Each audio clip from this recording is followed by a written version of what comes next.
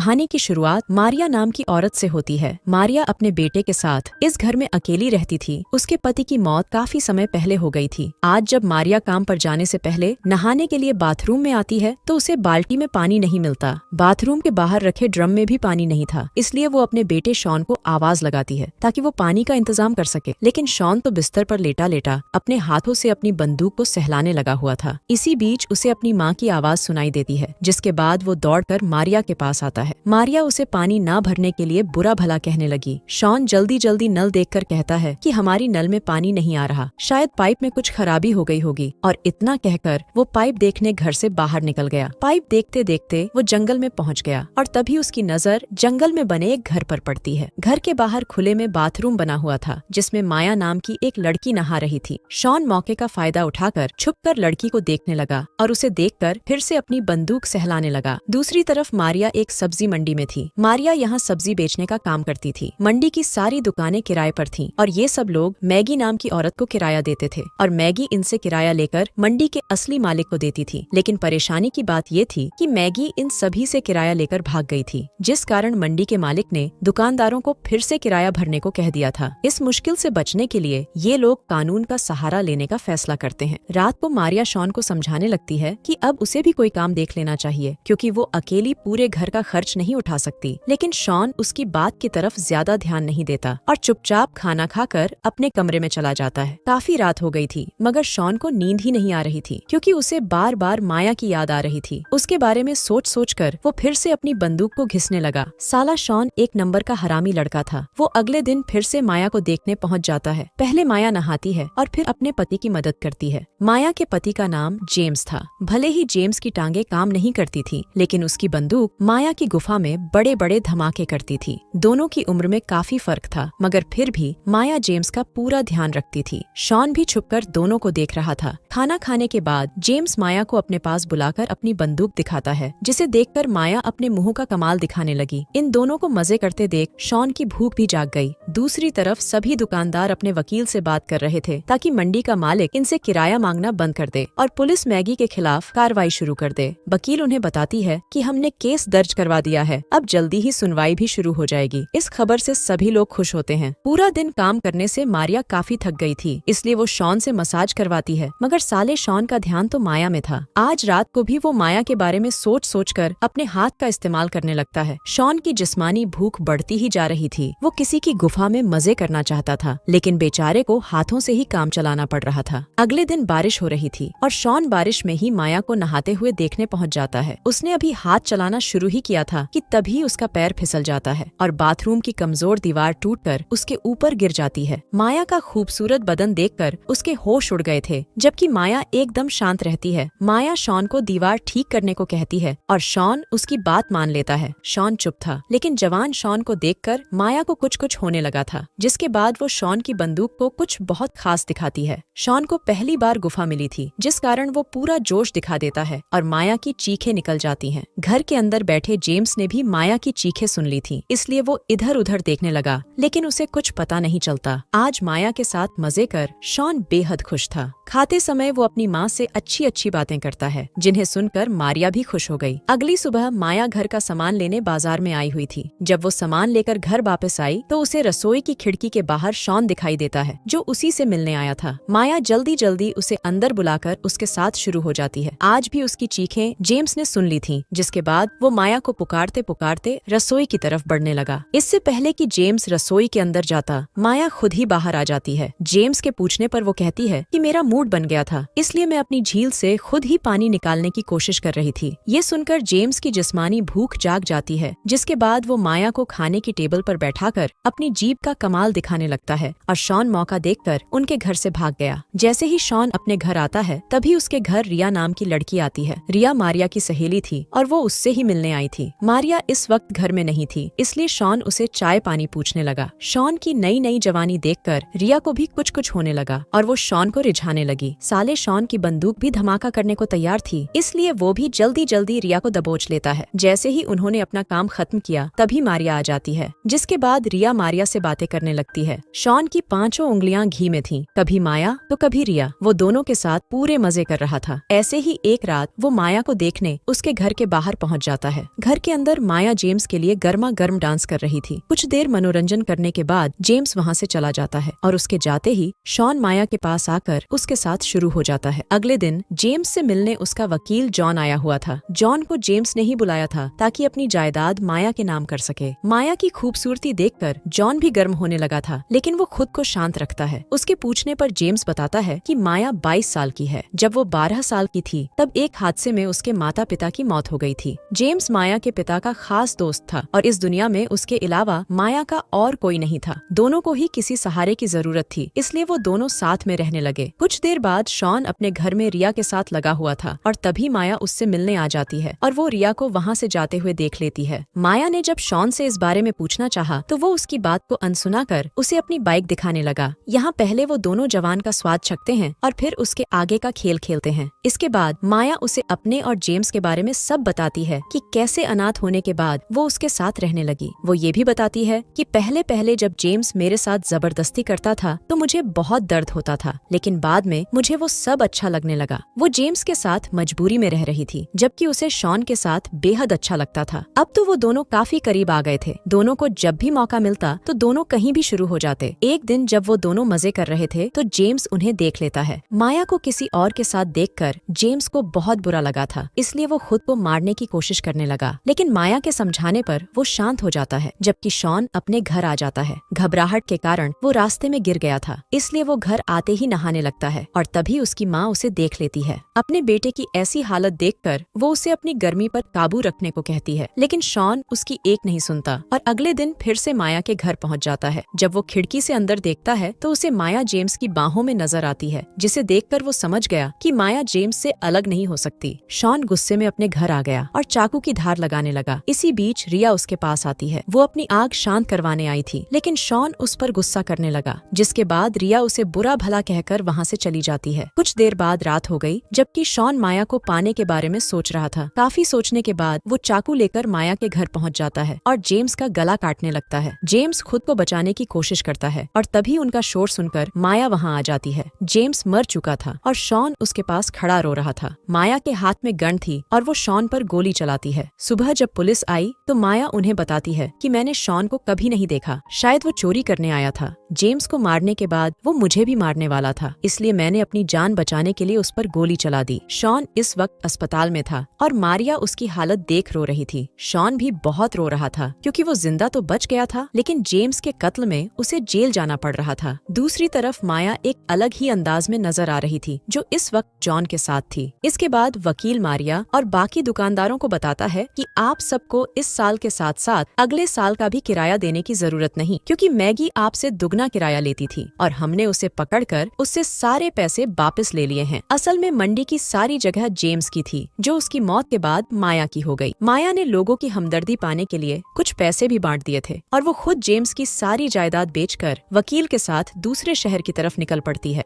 असल में माया वकील से प्यार करती थी। शॉन को अपने प्यार में फंसाना और उसका जेम्स को मारना, ये सब इनकी योजना थी ताकि जेम्स रास्ते से भी हट जाए और इन्हें उसकी जायदाद भी मिल जाए। इसी के साथ इस कहानी का यही अंत हो जाता है।